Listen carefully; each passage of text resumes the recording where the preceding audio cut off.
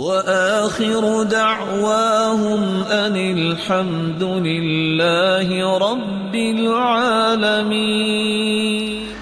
انسان کو سب سے پہلے تو شیطان اللہ کی یاد سے دور کرتا ہے، مقاصد اور اہداف سے دور کرتا ہے۔ ان الشیطان لکم عدو فاتخذوه عدوا، شیطان تمہارا دشمن ہے، اس کو دشمن ہی سمجھو۔ انما يدعو حزبه ليكونوا من اصحاب السعیر، اس کی تو دعوت ہی ایک ہے، پکار ہی ایک ہے کہ آؤ مل کے جہنم چلے۔ اللہ ہم سب کو محفوظ فرمائے۔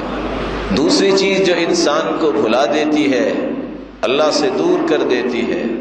وہ دنیا کا نشہ ہے۔ اللہ رب العزت فرماتے ہیں فَلَا تَغُرَّنَّكُمُ الْحَيَاةُ الدُّنْيَا وَلَا يَغُرَّنَّكُمْ بِاللَّهِ الْغَرُورُ، یہ دنیا کی رنگینی تمہیں دھوکے میں نہ ڈال دے کہ شاید پوری زندگی ابد الآباد میں نے اس دنیا میں رہنا ہے۔ ہاں قرآن یہ تو کہتا ہے وَلَا تَنْسَ نَصِيبَكَ مِنَ الدُّنْيَا، دنیا کا حصہ مت بھولیے، لیکن ساتھ ہی کہہ دیا وَأَحْسِنْ كَمَا أَحْسَنَ اللَّهُ إِلَيْكَ، جس طرح اللہ تعالیٰ نے تجھ پہ لاکھوں احسانات کیے ہیں، اس احسان کا بدلہ یہ ہے، شکریہ یہ ہے کہ اس کے سامنے ہی جھکتے نظر آؤ۔ انسان جب اس دنیا میں دھت ہو جاتا ہے تو پھر اپنے خالق کو بھول جاتا ہے۔ اور تیسری چیز جو انسان کو بھلا دیتی ہے، قرآن مجید نے اس کی بھی وضاحت کی ہے وَمَا أُبَرِّئُ نَفْسِي إِنَّ النَّفْسَ لَأَمَّارَةٌ بِالسُّوءِ إِلَّا مَا رَحِمَ رَبِّي،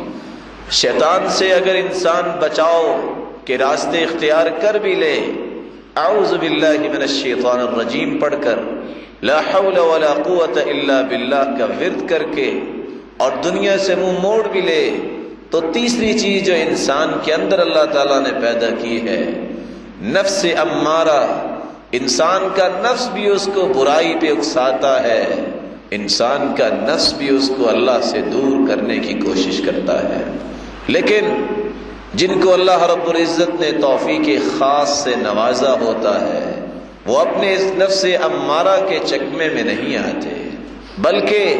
اللہ رب العزت سے ہر وقت اس بات کی دعا کیا کرتے ہیں، اور ہم ہر خطبے میں سنتے ہیں وَنَعُوذُ بِاللَّهِ مِن شُرُورِ أَنفُسِنَا، اے اللہ ہمیں ہمارے نفسوں کی شرارتوں سے بچا۔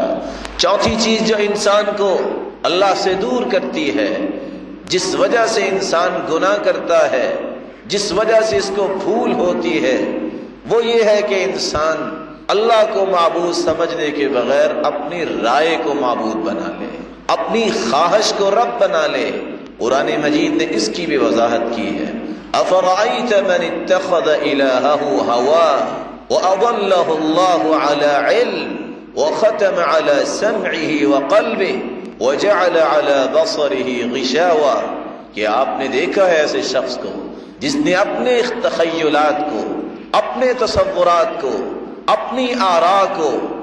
اپنی سوچ کو عبادت کے لائق سمجھ لیا ہے۔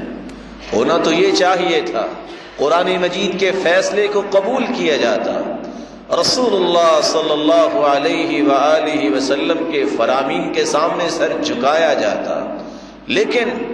دونوں فیصلوں کو سننے کے باوجود جو انسان اپنی مرضی کرتا ہے، فرمایا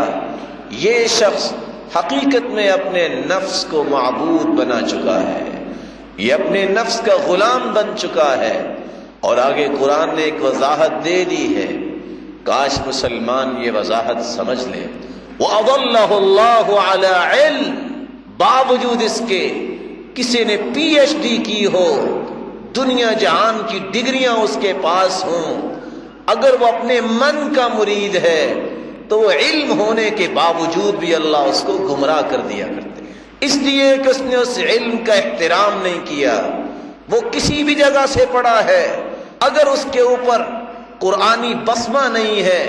وہ قرآن مجید کے احکامات کو اٹل فیصلہ نہیں سمجھتا، وہ رسول اللہ صلی اللہ علیہ وآلہ وسلم کے فیصلوں کو آخری فیصلے نہیں سمجھتا، وہ جتنا بھی پڑھا ہو وَأَضَلَّهُ اللَّهُ عَلَىٰ عِلْمٍ، اللہ رب العزت اس کو علم کے باوجود بھی گمراہ کر دیتے ہیں۔ وَخَتَمَ عَلَى سَمْعِهِ وَقَلْبِهِ، کان تو اس کے ہوتے ہیں لیکن وہ حق کو سننے سے عاری ہے، دل تو ان کا ہے لیکن دل میں اللہ کا خوف نہیں ہے، اس لیے وہ صحیح کارکردگی سامنے نہیں لاتا۔ اور اللہ رب العزت نے آنکھیں تو دی ہیں لیکن چونکہ اس نے حق کو پہچانا نہیں، اس لیے اللہ رب العزت اس کی آنکھوں کی وہ صلاحیت اس سے چھین لیتے ہیں جس سے انسان حق کو پہچانتا ہے۔ وَمَا سُمِّيَ الْإِنسَانُ إِلَّا لِنَسْيِهِ، انسان کو انسان اس لیے کہا گیا ہے کہ یہ بھول جاتا ہے، اور یہی چار چیزیں انسان کو بھلا دینے والی ہیں۔